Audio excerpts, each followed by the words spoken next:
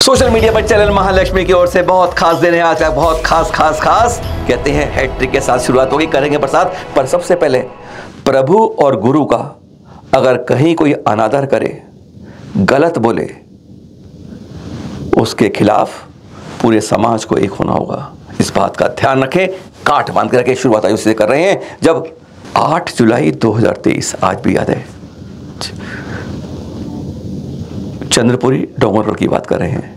सौभाग्य था कि चलन महालक्ष्मी वहाँ पहुंची थी। आचार्य श्री की छोटे महाराज नाम याद नहीं रहे समय, उन्होंने एक फोल्डर भी पकड़ा था जो उसकी फोटोकॉपी देखे कि इस पर आवाज़ उठाना। उसके बाद हमने एपिसोड बनाया था 2000 नंबर, और उसी में से बता रहे हैं जब गुरुवर ने कहा था गेहूँ, चावल, इवन दूध भी कैसा आपकी सेहत के लिए खतरनाक है। मैं जैनों के लिए कहा था, पूरे समाज के। पहले एक बार सुनते हैं, पहले गेहूँ के बारे में। देख रहे हैं क्यों खतरनाक है, क्यों रागी ले, क्यों ज्वार ले, क्यों बाजरे। पर एक बार सुनिए गुरुवर आचार्य जी। एक भी लेख पढ़ा था कि गेहूं को चलिए आप खाएंगे तो इतने रोगों से आप बच ही नहीं सकेंगे। उसमें हार्ट भी है, उसमें मधुमेह जिसको डायबिटीज़ भी है, मधुमेह में डायबिटीज़ भी है, शुगर की बीमारी जिसको बोलते, हार्ट भी है, लीवर भी है, किडनी भी है, और भी कई भयानक रोग, कैंसर है।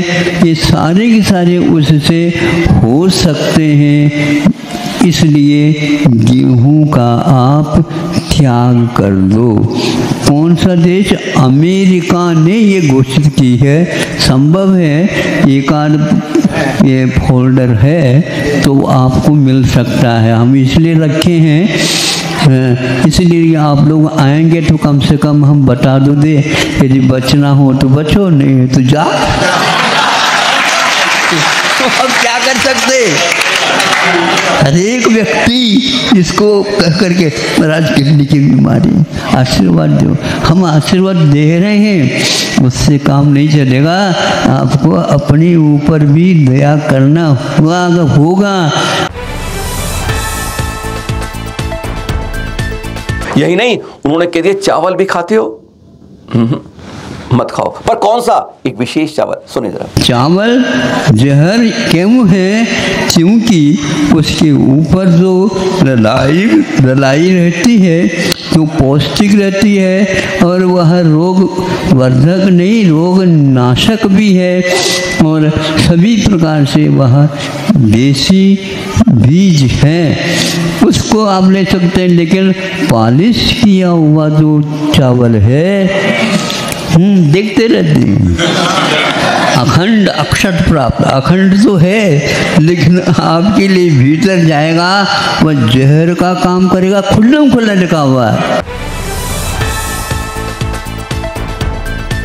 गाय का दूध या भैंस का दूध? गाय का दूध भी उन्होंने एक बार मना किया, पर हाँ एक विशेष गाय का नहीं लेना चाहिए। कौन सा? सुन।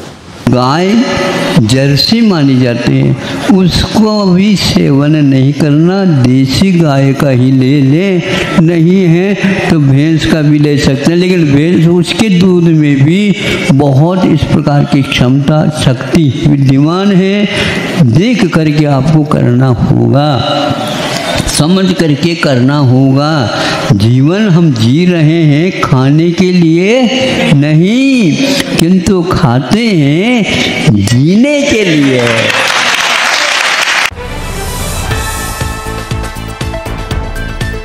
अब उसी बात को, गुरुवर की बात को हमारे गुरुवर आचार्य प्रसन्न सागर ने दोहरा दिया कि जो गेहूं की रोटी खाते हैं उनको सावधान रहना होगा, इस जहर को छोड़ना होगा। यह क्या? सुने। यदि विटामिन का भोजन करना है, घर में गेहूं भी मत खाओ। जितना जहर, सबसे ज्यादा अनाजों में जहर मिल रहा है तो गेहूं में जहर आ रहा है। और इसलिए देखो, आप 100 व्यक्ति को खड़ा करो, उसमें 90 व्यक्ति बीमार मिल जाएंगे आपको। जब से हमने गेहूं खाना छोड़ा है, तब से डॉक्टर को हाथ नहीं लगवाया। तो गेहूं खाने का नहीं, और आप सिर्फ 15 दिन गेहूं मत खाओ। आप 15 दिन रागी की रोटी खाओ, जौ की रोटी खाओ, मक्का की रोटी खाओ। फिर खा के देखो तो पूरे शरीर का रूप रंग बदल जाएगा। जो पिचके है ना, भरे भरे हो जाएंगे। यदि जीते जी मरना है, खूब बाजार का खाओ, जल्दी जाओ। ये देख रहे हैं कहने को भावेश गुप्ता इंस्टाग्राम में अपने, वैसे इनके 7 लाख से ज़्यादा फॉलोअर हैं इसमें इंस्टाग्राम में। हेल्थ की बात करते हैं, लेकिन उसके अंदर कोई क्या कहता है इससे हम नहीं कहेंगे, लेकिन अगर हमारे संतों का अपमान करोगे तो छोड़ेंगे नहीं। छेड़ते नहीं है, पर जो छेड़ता है उसे छोड़ते नहीं है। एक बात सैन समाज को इसको गांठ बांध के रखनी होगी, चाहे वह अहिंसा की बात करें, चाहे वह सत्य की बात करें, चाहे वह अप्रिय करें, पर एक बात, कोई अगर छेड़े तो छोड़ना मत, पीछे एक बार पूरे तरीके से पड़ जाना होगा। इन्होंने क्या कह दिया, इन्होंने आचार्य श्री प्रसन्न सागर जी ने इतनी फूहड़ बात करी, यानी वह आचार्य प्रसन्न सागर जी नहीं, क्योंकि गेहूं का लक्ष्य उनका भी था और वही हमारे सभी के हृदय में विराजित आचार्य ऋषि के बारे में भी था। दोनों के प्रति निरादन अपमान करने वाले को नहीं छोड़ना होगा। पहले सुन लीजिए और इस बारे में एक बार अपील करेंगे, प्रभु और गुरु का कोई करे तिरस्कार तो ध्यान रहे, मिलकर खड़े हो जाइए, हर समय रहिए उस विरोध के लिए तैयार। सुने जरा यह अपशब्द जो आपको असहनीय होना चाहिए। यदि विटामिन से भोजन करना है, घर में गेहूं भी मत खाओ। जितना जहर सबसे ज्यादा अनाजों में जहर मिल रहा है तो गेहूं में जहर आ रहा है। मतलब ये सही है, लोग मेंटल पीस के लिए सत्संग सुनने आए थे, अब बेचारे रोटी ना खाने का ट्रॉमा लेकर वापस घर जाएंगे। बाबा जी आप सही डॉक्टर पास नहीं गए, एक बार दिमाग के डॉक्टर का अपॉइंटमेंट लो, फिर आपको पता चलेगा कि असली जहर गेहूं में है या आपके ब्रेन सेल्स में। एक तस्वीर दिखा रहे हैं आपको, है पेडुपुर तिरुवल्लर, तमिलनाडु की बात कर रहे हैं, देख रहे हैं आप। ये कोई नहीं बोलेगा, कुछ हमारे किसी राजनीतिक पार्टी के भी जुड़ जाते हैं और किसी को अपनी जेब की ध्यान होती है, कहते हैं नोटों की मशीन को कैसे रुक जाएगी अगर हमने कुछ बोल दिया। देख रहे हैं आप, ये आज हमारी प्रतिमाओं का, जिन्हें हम पूजते हैं, पाषाण नहीं कहते, भगवान मानते हैं, अगर वास्तव में मानते हैं तो इस तरह जब निरादर होता है, कहते हैं मालाएं डाल दो, कपड़े डाल दो, तिलक लगा दो और श्रीवत्स पर त्रिशूल बना दो, बस बदल गए भगवान। जो अपना ईमान बदलता है वही भगवान बदलता है। इस तरह से देख रहे हैं, ये प्रतिमाएं भी बोलती हैं, पत्थर मत समझिए, दीवारें मत समझिए, कान होते हैं, अरे ये भगवान भी कहते हैं। इन आंखों से जब तुम अभिषेक करते हो ना, तो ये जो जल निकलता है वास्तव में हमारी आंखों से जब होके वह आंसू बनता है। तुम गंदोदक मत समझना अगर इस तरह के परिणाम सामने दिखता है। क्या आवाज है हमारी? नहीं, अरे जगह जगह ऐसी सैकड़ों प्रतिमाएं मिल रही है जहां पर इस तरह से बदला जा रहा है। अरे एक बार तो कम से कम ठान लो, क्योंकि अब आपको तीर्थों की सुरक्षा की आगे बढ़ना होगा। सुनाएंगे भी आपको, पर ध्यान रखिए, अगर अब नहीं तो फिर कभी नहीं। आने वाली पीढ़ी हमारे बारे में कितना कोसेगी, अरे शायद वह जैन नाम लेने अभी भूल जाएगी। चित्रों में लगेगा, जैसे कहते हैं, सुनते हैं, ये था डायनोसार, और ऐसी रहेगा एक धर्म था ये जैन भी कभी। तीर्थों की सुरक्षा के लिए आवाज उठानी होगी। चैनल महालक्ष्मी तीर्थ मिलर हर जगह जगह जा पर हर साधु के चरणों में जाकर विनती कर रहा है, हर समाज को जाके उजागर कर रहा है। यही बात हमने करी है, देख रहे हैं मुजफ्फरनगर में पिछले हफ्ते में 2 बार, सोमवार को भी और शनिवार के चित्र देख रहे हैं आप, कि अगर अपने को जिंदा रखना है, अपने कुल को जिंदा रखना है, अपनी संस्कृति को, धर्म को जिंदा रखना है, तो अपने इन चल अचल तीर्थों की सुरक्षा आपको साम दाम दंड बे से, तन मन वचन काय से भी धन के साथ करनी होगी। और इस बारे में गुरु पर आचार्य हिमंत से चर्चा हुई थी हमारी। उन्होंने कहा अब तुम्हें जरूरत है तीर्थ चक्रवर्तियों को ढूंढे। कल्पना विधान था, चक्रवर्ती करवाते हैं और कहते हैं इससे पहले ऐच्छिक दान देते हैं, पूरा दान जो मांगते हो वह देते हैं, उसके बाद चक्रवर्ती बनते हैं। हमने यही अपील की, अगर चक्रवर्ती बनने का और सामर्थ्य इसका ध्यान में रखते हो तो क्यों नहीं तीर्थ के चक्रवर्ती बनते हो। और फिर क्या कहा पहले आचार्य, सुने जरा। भारतवर्षीय तीर्थ क्षेत्र कमेटी यहां पर उपस्थित हुई और वर्तमान में भारतवर्षीय तीर्थ क्षेत्र कमेटी राष्ट्रीय अध्यक्ष जम्बू प्रसाद जी, जवाहरलाल जी, हमारे महालक्ष्मी चैनल से, चैनल अपनी जगह है पर तीर्थ संरक्षण के लिए जो प्रयास है वो शरद जी का अपनी जगह है। बहुत प्रयास, पुरुषार्थ, श्रम और परिश्रम आज मैं देख रहा हूं कि वर्तमान में भारतवर्षीय तीर्थ क्षेत्र कमेटी कर रही है। और वो जहां साधु संतों के चरणों में पहुंच रही है, वहीं अपनी समाज से भी अपना संवाद स्थापित कर रही है, क्योंकि जब तक संवाद नहीं होगा तब तक तीर्थ क्षेत्र भारतवर्षीय तीर्थ क्षेत्र कमेटी भी संपन्न नहीं होगी। और जब तक भारतवर्षीय तीर्थ क्षेत्र कमेटी संपन्न नहीं होगी तब तक हमारे तीर्थों की वह जो व्यवहार से सुरक्षा कही जाती है वह सुरक्षा भी कैसे हो सकती है। आशा नहीं थी हमें, क्योंकि हम जमीन से चढ़ रहे थे कि आचार्य श्री के आह्वान पर कल्पद्रुम विधान मुजफ्फरनगर समाज क्या इतने चक्रवर्ती दे देगा, विश्वास नहीं होता था। देख रहे हैं इन सबको चक्रवर्ती, और हमने इतना विश्वास दिलाया आप सबके चित्र हम आगे पहुंचाएंगे समाज के पास। देखिए बने हैं तीर्थ चक्रवर्ती, एक नहीं, दो नहीं, 10, 11। सुनिए जरा गुरुवर से, और विश्वास दिलाते हैं आप में से कोई भी इसको सुनता है और मन में भावना आती है सुरक्षा की तीर्थ चक्रवर्ती बनने के लिए, तीसरी मिट्टी बहुत कुछ करेगी आपके लिए भी।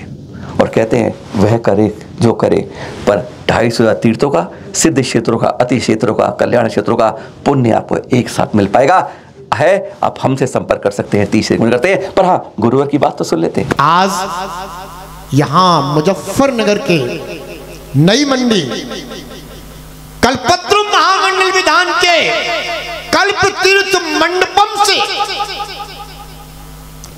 तीर्थ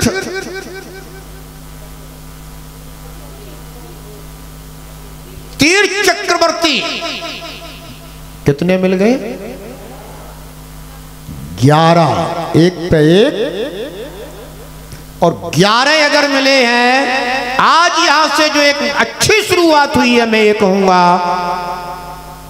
सबकी भावनाएं जुड़ी हैं। निश्चित रूप से मानिएगा यह जो भारतवर्षीय तीर्थ क्षेत्र कमेटी का के कितने